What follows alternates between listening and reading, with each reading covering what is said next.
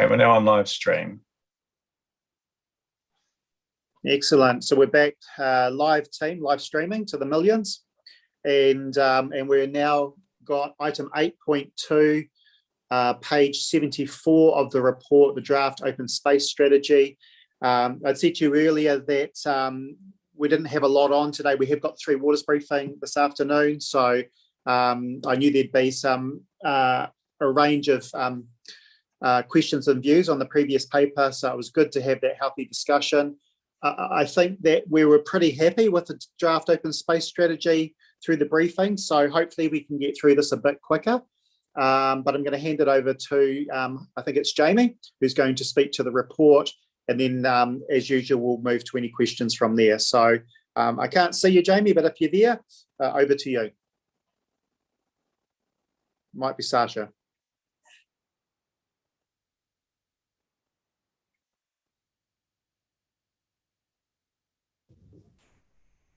Hi there, can you see us now? Yes, we can, and we can hear you as well. Great, fantastic, thank you. I'll hand it over to Jamie as the master of this report, so fire away. Kia ora koutou, ko Jamie Roberts, tōku ingoa. Here to introduce the next item, which is the approval to consult on the draft open space strategy. This is a review of the Open Spaces Strategy 2012, and it's a piece of work that's been in train for some time. And there's been a lot of work going on in the background to align this work and the approach that we're taking with our wider strategic framework, including the work on the district growth strategy and the work on the destination management plan you've heard about this morning. There are no major things to note other than paragraph 30 of the report. There is a typo around the paragraph 30. The initial round of engagement was undertaken in February, March 2019, not 2012, as the report suggests. Other than that, we will take the report as read, and happy to answer any questions, having had the briefing with councillors on the 31st of August. Thanks, Jamie. And as said, I from the briefing, pretty impressive piece of work there. I'm going to hand it over to councillors, elected members, see if there's any questions, though, out of either the report or the plan itself. If you just pop your hands up, team, I can't see any at this stage, which may mean there isn't any. Councillor McCann, up first. Kia ora, and thank you very much for the report. I just want to follow up a discussion that was had, and this might not be to the report writers, it might be more appropriate for Wayne, that Paraparaumu Ramada Community Board Chair Kathy Spears raised a concern about something that she'd heard about the council possibly getting rid of green open spaces to support extra houses, etc. And we had a discussion, we were doing Zoom, and we had questions going on in the background. I'd really like, because we're about to go into consultation, the CE to address that concern, because my concern is as that we increase the density within our region, I wouldn't like to think that the members of the public think that we're actively trying to get rid of green spaces. I would have thought that we're doing the exact opposite. So thank you, Councillor. This would not be the moment for me to play Little Yellow Taxi, right? I can assure you that what I said at the time and subsequent traffic between parties still stands. The only thing I can recall ever being raised was the odd elected member wondering out loud whether our playgrounds approach needed changing, because there's limited variability in terms of what we can install. They're quite expensive to maintain, and maybe we could actually have them more green spaces rather than full of playgrounds. And that's never progressed to a piece of work, but that's a consideration for the team as they look at their asset plans and their budgeting. All of our documents retain the same criteria that we've had for many years around one of our KPIs effectively being that everybody lives within 400 metres of a green space. Totally agree with people's comments where they've said as we move forward and as the government's desire for more intensified living around transport hubs, as that evolves, the need for quality recreational and green space goes up, not down. It's about doing it really, really intelligently. I've certainly personally seen some examples of what could look like in other locations where these sorts of things are happening. And there's nothing in anything that we're doing at the moment that would be detracting from that. Jamie would probably be running over and throttling me if I ever looked at something different, and we're certainly not. Sure. Thank you, Wayne. I think that really answers the question and puts to rest or to bed any idea that we're trying to reduce our green spaces. The other question is a little bit broad. It's just around connectivity and what work, what does this program of work suggest that we can do with Greater Regional Council to ensure that we've got our public transport feeding into these green spaces so that it's not just private transport. And I'm really referring to some of the bigger areas, not the, as you say, the walkable green spaces. So the provision of public transport is obviously something which is out of scope for this piece of work. Having said that, the railway line is both an asset and a curse for the open space network. An asset in the sense that it does provide access north-south along the coast and does facilitate some of the recreational walkway connectivity that we are able to provide. And a good example of that would be the train between Pukerua Bay and Paekakariki. In some ways works as the chairlift for people that want to access the escarpment trail. On the flip side, it is also a major barrier to east-west movement from the coastal areas up into the foothills.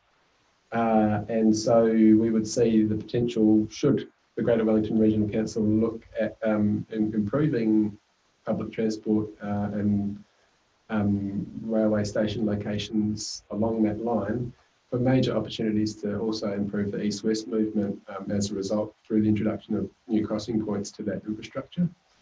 But as I said, the scope of the document itself is outside of the public transport connectivity question, but there's definitely a linkage there. Thank you. And I realise often these questions are slightly out of scope with what you're suggesting. And this, again, would fit that category.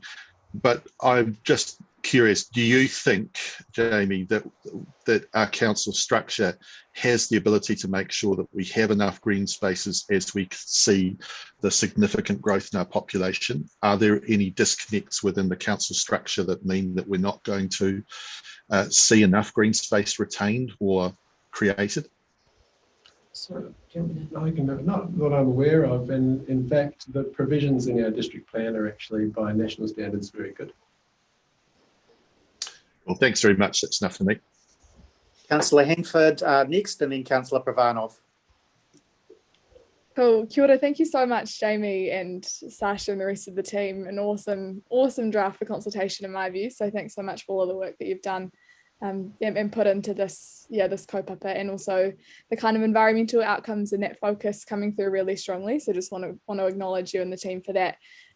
Councillor McCann asked a couple of questions that I have that I had as well, just around that public transport kind of focus and connection and link. But I guess this kind of loops in almost with what Councillor McCann was saying too, and something that you mentioned as well, Jamie, that there is obviously an interface between this open spaces strategy and the district growth strategy and a whole bunch of other strategies and policies, and we're trying to create that joined up approach, as Darren kind of used for the last paper that we were talking about. So I'm just wondering, in terms of the connection between this, or the interface between the open spaces strategy and the climate emergency action framework, can you kind of just make that link as well for us and explain how that will, or how that does kind of act as an umbrella above the strategy?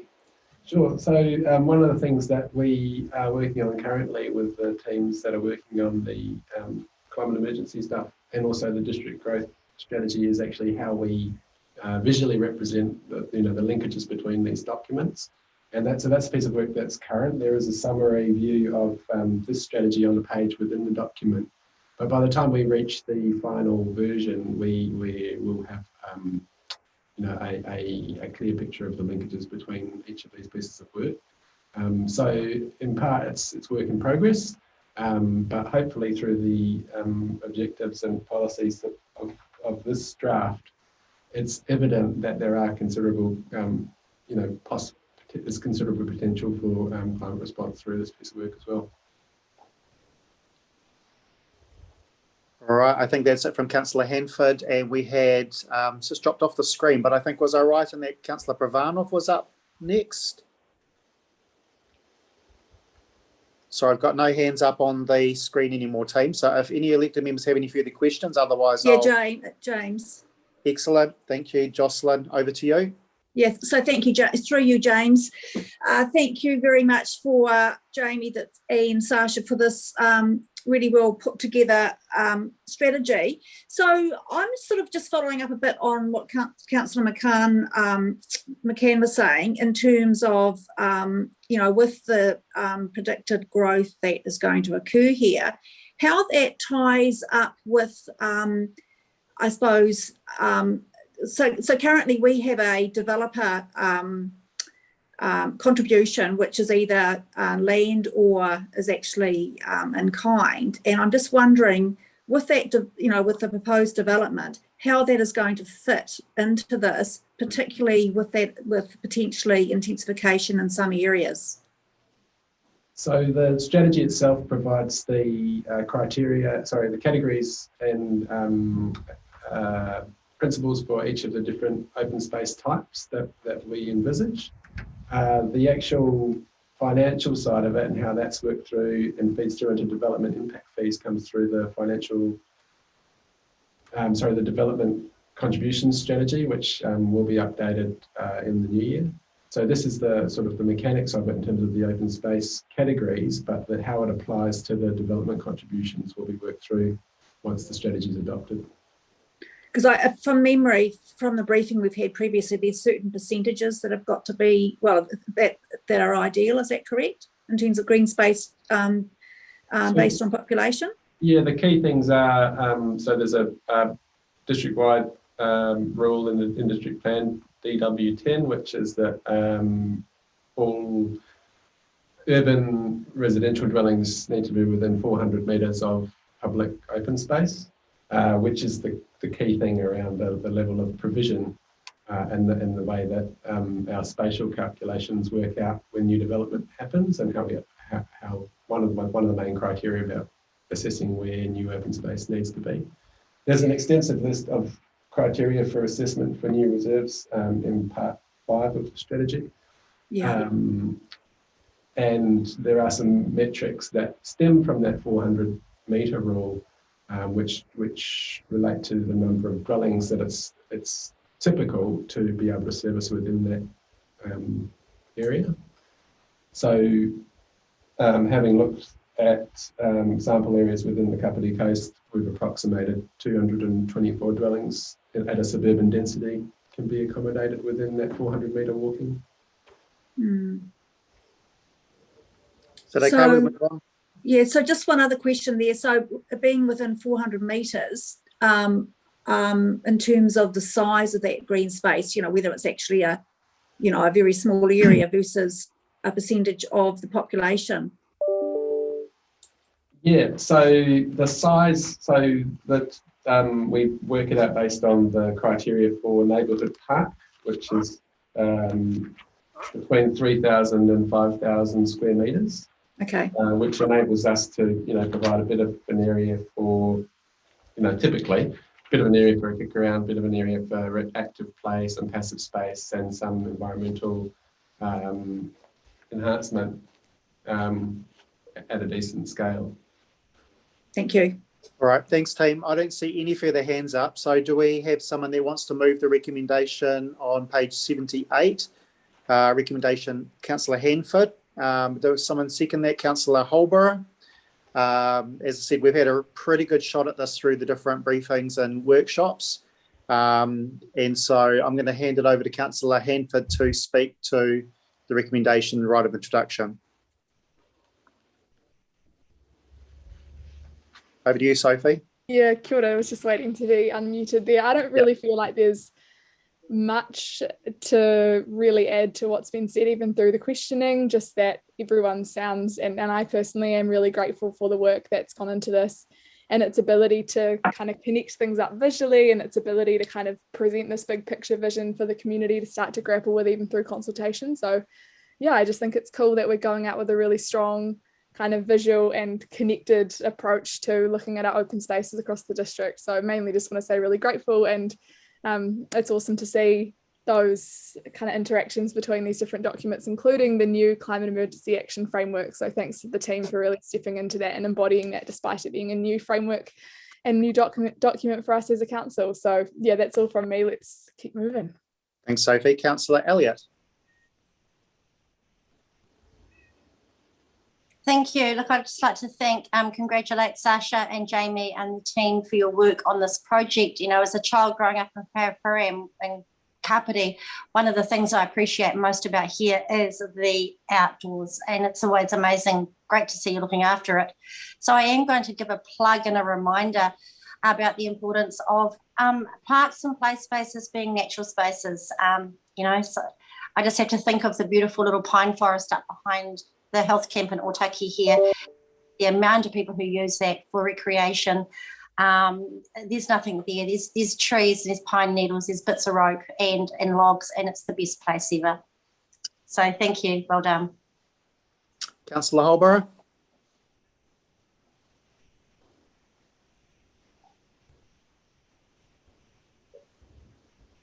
Yeah, thank you. Just waiting to be unmuted. Yeah, I'd just also like to thank the team for this piece of work. I think the real strength about it that I see is how it uses kaupapa as a launching pad for the discussion, and then follows that into the huanga objectives and the tikanga approaches. And I think that's just I haven't seen that so strongly embedded in other strategies and plans that we've seen. So I just really wanted to congratulate the team for that. As arts portfolio holder, I'm really pleased to see opportunities for arts and creativity woven into some of the strands here. And I think there are potentially a couple of other opportunities that could be addressed through the consultation process, but a fantastic, wonderful piece of work. So thanks to the team. Councillor Halliday. Look, I just actually wanted to echo all the sentiments of the last three speakers, through Mr. Chair. And just wanted to remind around, we have the older person's strategy coming up for renewal, and just the looking of those open spaces, how that can be incorporated into the future planning as well. What's good for the elderly is good for everyone, and we're all heading in that direction. Also wanted to acknowledge Mr. Maxwell's comments just around the future use potentially of parks and that equipment, and perhaps how we can potentially repurpose some of that space for a different kaupapa around that community space as such, and look forward to that ongoing conversation in that space. Other than that, thank you very much. Thanks, Councillor. I think that's all from everyone from what I can see. And just to wrap up, I'm going to assume Sophie's waving a right of reply. She's shaking her head. Jamie, I think you've heard it pretty clearly from the elected members, the great work that you and your team, I say team because I imagine there's others behind that have assisted in pulling this all together, have done on this strategy. Obviously goes out for consultation. We don't necessarily always get everything right. So the beautiful part of consultation is that the public can often fill in the gaps, things that we may not have thought about. So just well done to you and your team. Certainly personally impressed with what you've brought to the table there, and in the way that it's been presented and articulated, as Councillor Holborough has said as well. So I'm going to put that to the vote. Councillors, if you want to go to your voting tabs and all vote now. And then Grayson, if you want to give me the all clear. Yep. Mr. Chair, we have 11 votes in favour. Excellent. It's a good sign. Well done, team. So that's passed. If you want to unvote, there is such a thing. And then we'll now move to item number 8.3. Thanks, Sasha and Jamie. Item 8.3, page 126 of the report, which speaks to the Kapiti Food Bank.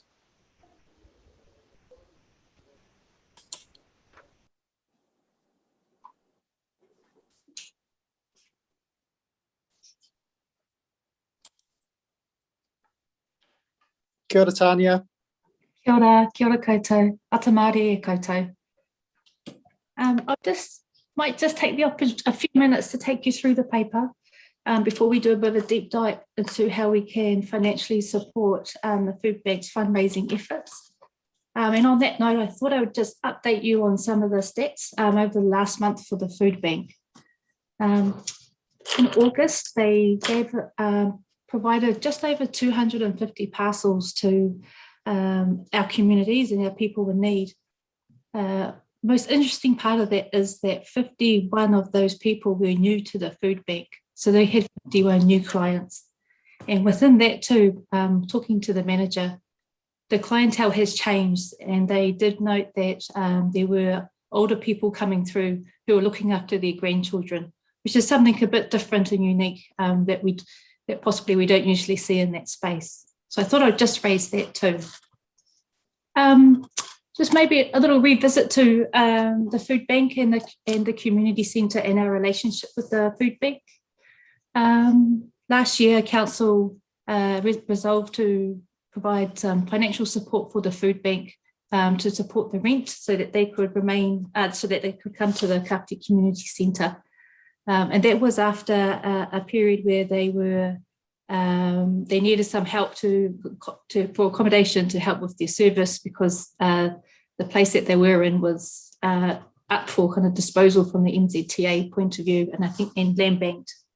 So we stepped in and provided some support there, and enjoyed a good 6 months with the food bank, sharing the space at the community centre. Just to remind everybody that lease was actually for a 2-year period, looking to end in late July next year.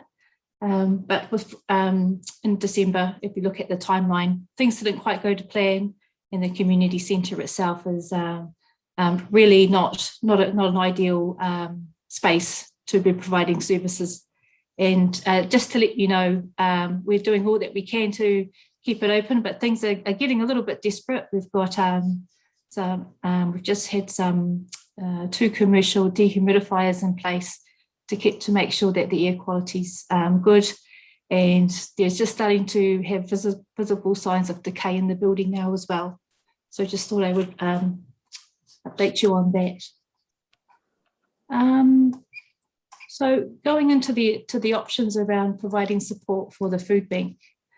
The option 1 of the paper looks to provide 25,000 to the food bank and taken from the social investment fund that hasn't yet been allocated. And there's a table there that shows what that looks like for flexing back into its full amount the following year. And just to let you know that social investment program is actually runs across 3 years, and it is a contestable process. That enables a wide range of community groups to come in and I guess provide services and social innovation services and community organisations to help them support our community. The option 2 is really a bit of a shaving off of parts of other budgets, other community support budget lines, and you can see that in the second table. It just kind of outlines what that looks like across 2 years, so that the impact isn't as big on our projects in that space.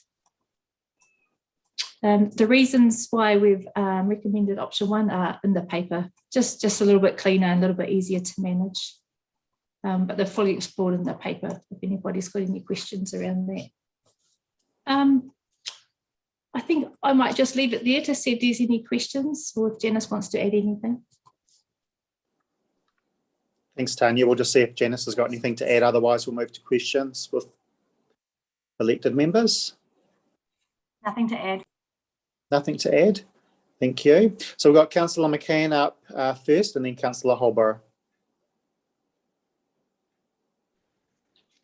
Kia ora. Thank you very much for this paper, and thank you for the swift work of council staff to help with this ongoing problem.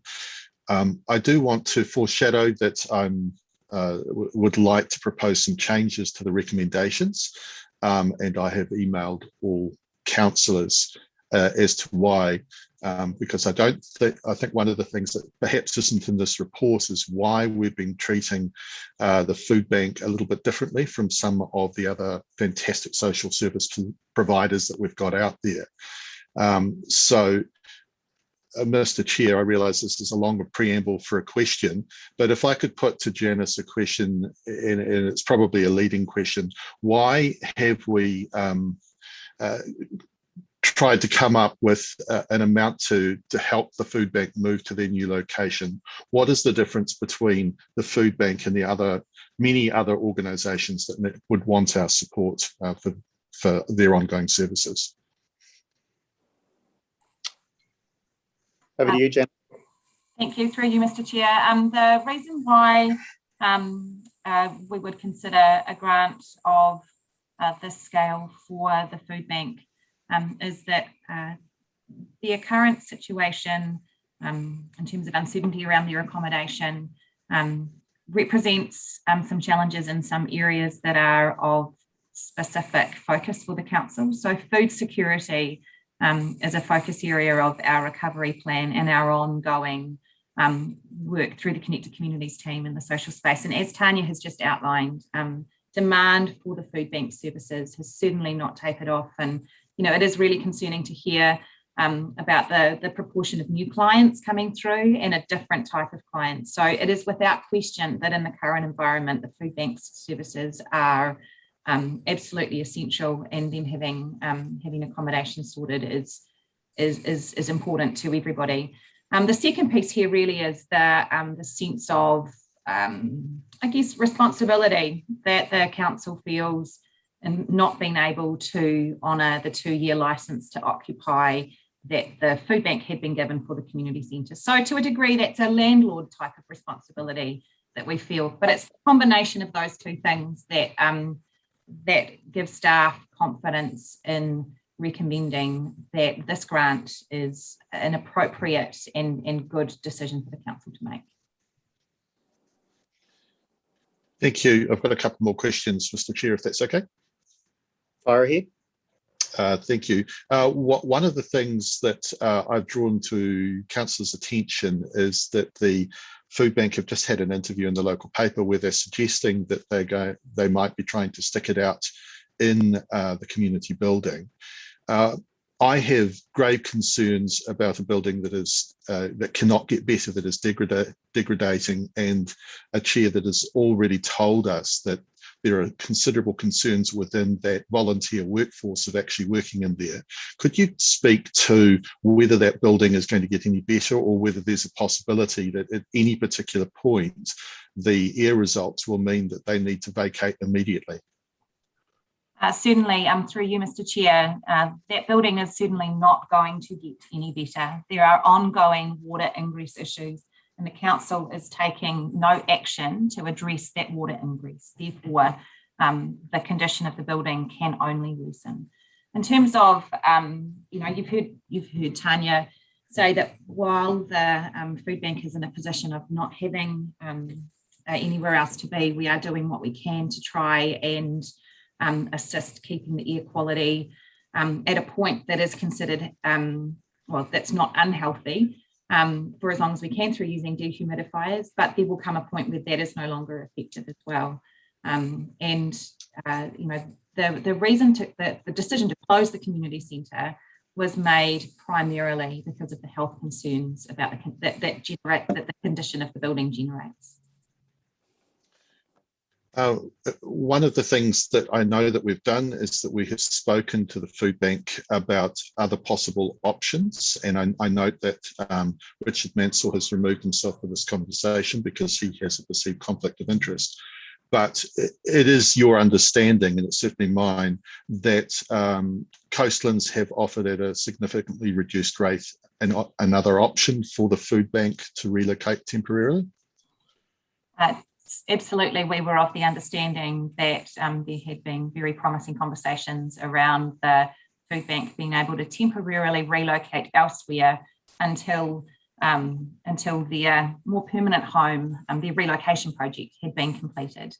It was somewhat surprising to read comments from the food bank chair in the media suggesting that they were hopeful of being able to continue to avoid having to shift twice and to continue to occupy the community centre. Because at a staff level, through both myself and Tanya, we've been very clear with the food bank at both an operational and board level that their continued occupancy of the community centre was not possible. Certainly as early as January this year, we were pointing to that fact in our conversations with the then chair and the manager of the food bank. And we certainly haven't softened that position at all. In fact, have been able to be far more categoric with them. As it currently stands, the food bank's occupancy of the community centre is outside of the time frame that we advised them they would need to have left the centre by. And I'm correct in saying that this is an operational decision, but from a councillor and governance perspective, there is a real risk if we're allowing people in a building that we know is becoming unsafe and there's no hope of getting better. Absolutely, and I wonder whether the Chief Executive might like to address that point more specifically. No. Yeah, the operational element really is that the Health and Safety at Work Act obligations fall on me. As you know, they also fall on all of you. However, you're exempted as long as you follow the advice you're given and make sensible decisions. We're very, very close to a point at which, I am already extremely uncomfortable with the continued occupation there, notwithstanding that the readings are not yet at a point where experts would tell us it's uninhabitable. They're not good. So I guess all I would say to yourselves as elected members is please don't pass a resolution allowing them to stay, because actually you will remove your exemption from liability for that decision, and I will certainly be saying that was against my advice. So quite explicit, if I may, that's not the situation we want to be in. If I may, I would say, whilst we're surprised by the comments in the paper, we understand them. Nobody wants the hassle of moving multiple times, but you know, we'll do everything we can to help make the move as easy as possible, because it's just not a good situation. Thank you. Thanks for that, Wayne. And just to wrap it all up, there's obviously been discussion around that. We're doing no further work there. However, we have approved funding through the long-term plan to look at replacing that community centre. I think it's probably important to note for those it's surprising out there that still aren't aware that we've got funding in there for the likes of that and the Waikino Library and so forth. So, all right, I think I've got Councillor McCann. Sorry, I'm still going, James, if you That's all right, forgive I'm just me. checking with you, and then I've got Councillor Halliday.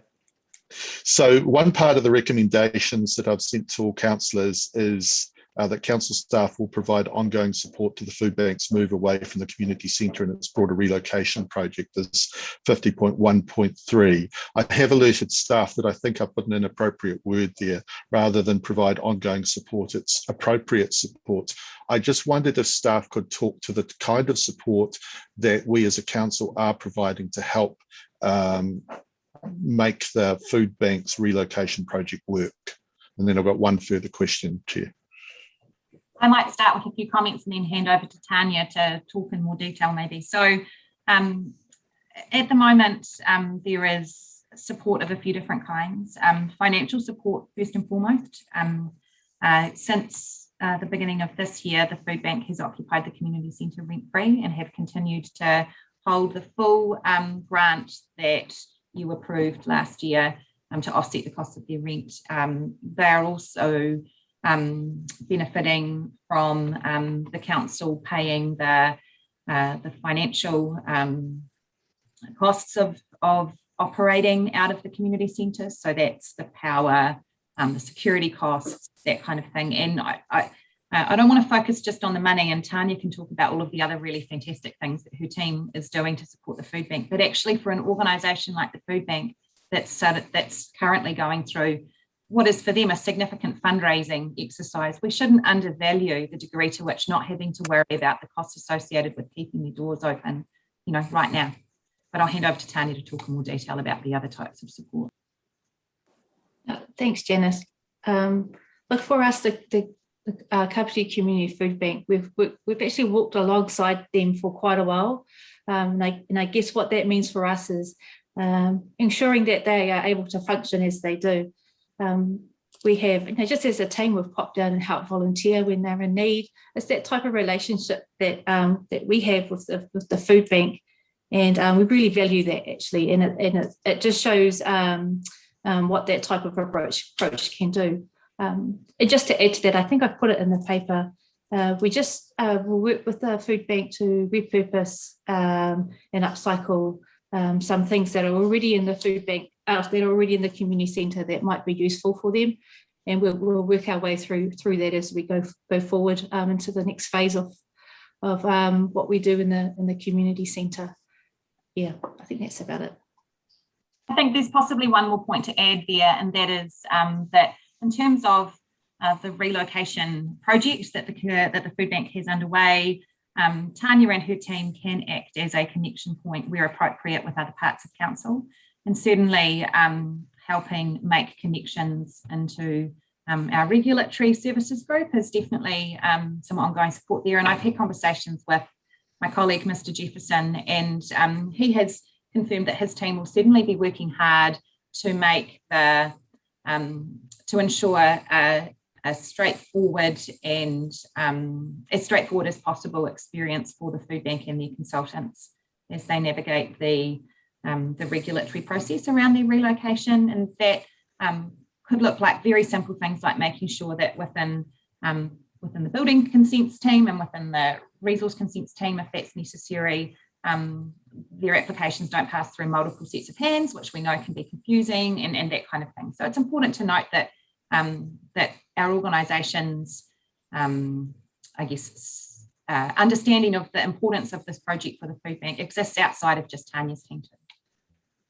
Thank you. I think it's a really fulsome explanation of what I asked. What's, what are staff doing to assist? I've got one final question through you, Mr. Chair, and I wonder whether it's appropriate if Mr. Richard Mansell lets us know whether the offer from Coastlands is still on the table, so councillors can be confident that there is an opportunity for them to relocate temporarily.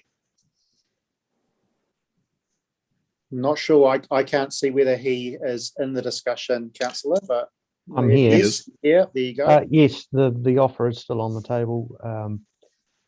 It was initially for a period of 6 months, starting on the 1st of September, and then we got rudely interrupted by a pandemic. But the offer is still there. Effectively, we've taken the space out of our space available for leasing, so it's there when they need it. Well, thank you. That's it from me, Mr. Chair, and I just want to again remind you that I've got some alternative recommendations that I'd like to put forward. Thank you. Councillor Halliday, you're up next. Look, to be honest, Councillor McCann has very succinctly covered just about everything that you would need to know about the situation. I guess I've got this. We'd just like to appreciate the mahi and that's been given around here, and thank you from the CEO with regards to his views in this space too, and also to Mr. Mansell with regards to the offer that's been had. The only thing I just wanted to do was just from a transparency perspective, the equipment and everything that's in the current community centre, as Tanya pointed out, is potentially going to be used in the community and upcycled where possible, and obviously a chunk of this going to the community centre, the food bank in its new place would be, I think, a great part of the kaupapa moving forward. Just checking that's sort of what we're looking at. Is that right? Yep. Okay. Yep. Sorry. More than that, I guess. Other than that, no, I'm good. Thank you very much. All right, so I've got Councillor Pravanov up next. I do want to indicate that Councillor Halliday has asked if he could move the recommendations with the amendments, and seconded by Councillor McCann, just preempting that. So Councillor Pravanov, question from yourself. Thank you, James. I'm certainly highly supportive of these recommendations, but I just have a little admin question. 41.1.1, shouldn't it just be 41.1?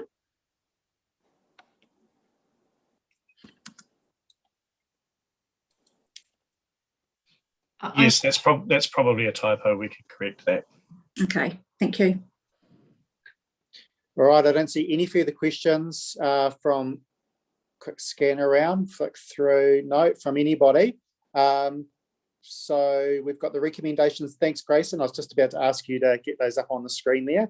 And have we got the change from Councillor McCann in terms of the appropriates there? Good man, awesome. All right, so I think if my memory serves me correctly, Councillor Halliday is looking at moving this, or is it Councillor McCann that's looking at moving now in terms of, and then who's seconding? Can't hang on a sec. I can see Councillor McCann talking, but I can't hear him.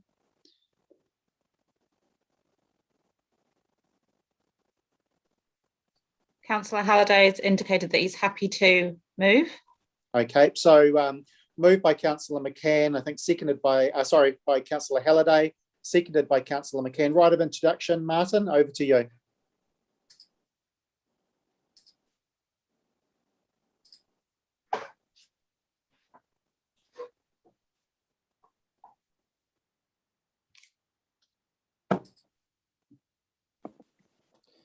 Thank you, through you, Mr. Chair. And this has been fantastic kaupapa from KCDC around this space. But look, I've been involved in the Tinewhanga Community Centre oversight, if you like, since KCDC's taking over of the running of the space in around 2018. I believe this paper is very self-explanatory, and actually the explanations we've just had have filled in a heck of a lot of gaps, and it's been very, very clear. This is just a lead on from the previous briefing as well. I'd like to acknowledge the work done by the Kapiti Food Bank in supplying this service for both our community and the connected communities here as well. It's been a difficult time and a challenge with both the accommodation issues and COVID-19 impact. So David, Kerry, and your team, thank you very much. I also would like to acknowledge the move to Tinewhanga and the move within it, which I know staff were very much part of the assisting process in that. The building issues that they've had to contend with. The supported food bank tenure by KCD at the site, which is, like I said, I think Tanya summed it up succinctly by walking alongside. I thought that was very apt way of saying that.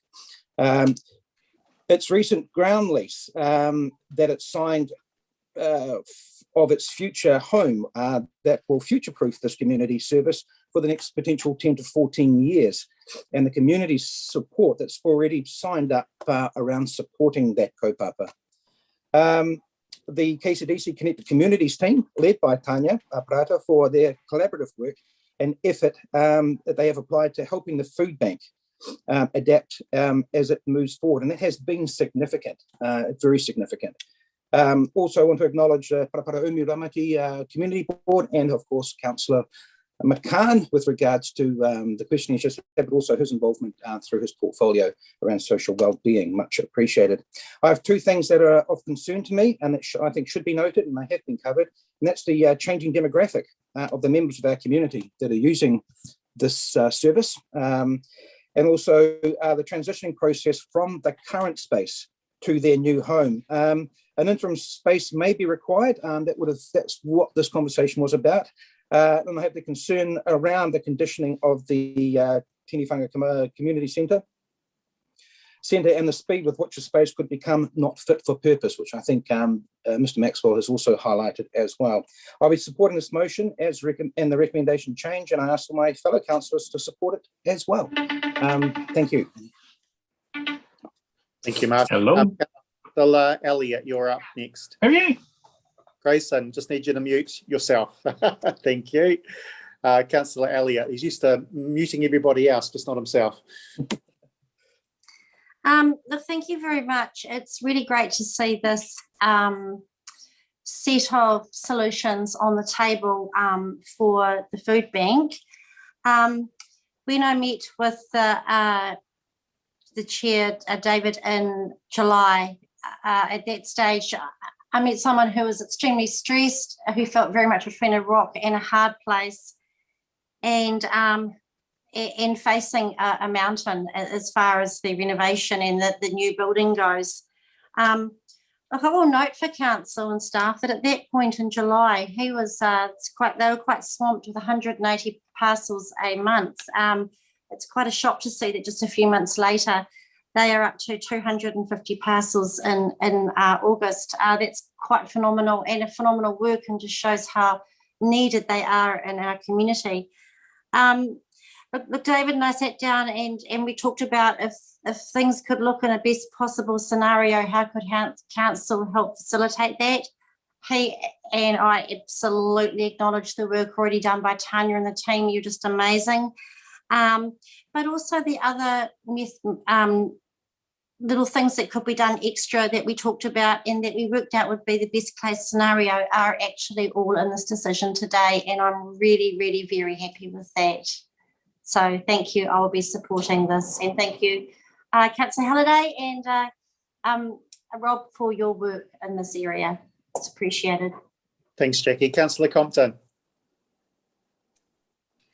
Yeah, I just wanted to echo the comments made by Councillor Halliday and Councillor Elliott there. This has been obviously, as Councillor Elliott mentioned, a hugely stressful situation for the food bank. I've spoken with several members of the food bank, bumped into them at different events over the past year. And yeah, it's been hugely difficult for them. And I remember being one of the members around the table who was pushing for us to provide them with additional support when we were discussing the license to occupy. So I'm really pleased that that we are going to be helping them find, financially supporting them into new premises, given that we're not able to meet our commitments there. And really want to applaud the work that Tanya and her team have done in supporting them, and also the work that various councillors like Councillor Halliday and Councillor McCann and Councillor Elliott have done in engaging with the food bank and working with them really closely to get to this point, so that hopefully in the not so distant future they're all set up in a permanent location, and they can get on with the increasingly important work that they're doing to support people in our community. Thanks, Gordon. Councillor McCann. Thank you very much, Chair. Look, I don't have much more to add. I just do want to thank the food bank and all the food banks and those social services who have been really doing it hard as we deal with these lockdowns and the increased need in our community. It's something we as a council recognised the moment COVID started to bite into our communities, and I think we've taken some really good steps to try and facilitate outcomes that really help. And the outcome that we want to see here is the food bank in a premise that is fit for purpose, where, as the Deputy Mayor will know, that they'll be able to provide sweet music in the terms of food for our community. So I really like to also thank the council staff who have worked tirelessly to actually walk beside them. And I do want to emphasise that point, because when we asked for this paper and the Deputy Mayor asked for this paper, it was to make sure that we were doing everything we actually could, and we know from the relationship we have with our staff that we were doing much of that. This puts the framework around what we had already been doing. It ticks all the places that we need to tick, dots all the I's. So I really ask for my fellow councillors' support to put this in place. So thank you very much. Thanks, Rob. And I don't see any other hands up, so I'll sort of finish off and then just come to you, Martin, if you've got a right of reply. Just remembering how we got here, the food bank, we needed a place, having had to leave the site. Sorry, Grayson's not there to unmute me. We obviously, what I was saying was that how we got to where we are today, the food bank needed a place to relocate after having to leave their spot in Kapiti Road due to the NZTA, the agency, and in what we thought we were doing in terms of helping them out has resulted in us having to help them out further. And the support that they provide within the community, it can't be said enough how much of a difference that makes. I heard just recently on the radio with the food bank in Auckland handing out parcels to businesses now, business owners, as part of new clients, given what the lockdown impacts have been on businesses that have been unable to trade. So, we can't understate the importance that food banks in general, provide to the community. Also, Tanya, you and your team, I was thinking it's not like infrastructure where something's approved, funding's given, and something's built, and everyone sees that work. A lot of your team's work is often gone unseen by the wider community. So I think it's important that, as other elected members have said, just to acknowledge the work that you and your team have done behind the scenes to support not only the food bank, but other social organisations as well, because it is a really important mahi, and it's something that we appreciate as well as elected members, because it does make a big difference. So with that, I just want to check with Martin whether you've got a right of reply. Looks like a no. So with that, we're going to put that to the vote. I'm not too sure whether we've got Grayson back yet, but if we can just go to our voting buttons. All those in favour, recommendations 49 and 50, moved by Councillor Halliday, seconded by Councillor McCann with the amendments that we've seen on the screen.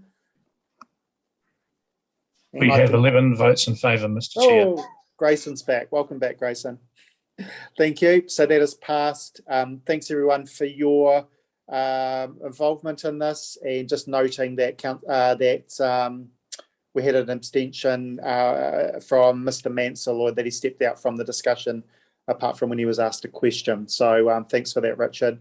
That's passed. We're now moving on to confirmation of minutes on page 138. I think we'll just press on, team, because we're almost done. No point in taking another break if you're all okay with that. So confirmation of minutes. Anything raised out of the minutes?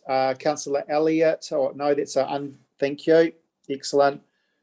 So just anyone pop their hands up if there's anything raised out of the minutes. Otherwise, I will look to someone to move those minutes. I'm getting lots of head shakes. Your Worship, the Mayor, you're looking to move?